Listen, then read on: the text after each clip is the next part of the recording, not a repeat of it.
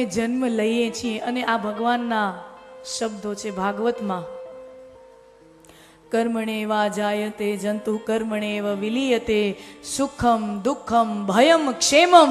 ये स्वयं भगवान भागवत के 10वें स्कंद के 24वें अध्याय में भगवान स्वयं अपने मुख से बोल रहे हैं અને ગ્રામવાસીઓને સંબોધીને કહે છે, મારા વાલા જ્ઞાતિજનો, મારા વાલા પરિવારજનો, હું ને તમે આ સંસારમાં આવ્યા છીએ, જન્મ લઈને આવ્યા છીએ, તો હું ને તમે મારા ને તમારા કર્મના લીધે અહીંયા જન્મ લઈને આવ્યા છીએ અને હું ને તમે આપણી આવરધા પૂરી થઈ જશે ત્યારે હું ને તમે આ શરીર મૂકીને જશું ત્યારે કર્મણેવા વિલીયતે, ત્યારે હું ને તમે આપણા કર્મોમાં જ વિલીન થઈ જવાના છીએ। કર્મના લીધે આપણો જન્મ થયો છે અને કર્મમાં આપણે વિલીન થવાના છીએ। તો જન્મ અને મૃત્યુ એની વચ્ચેની આખી ઘટનાને જીવન કહેવાય।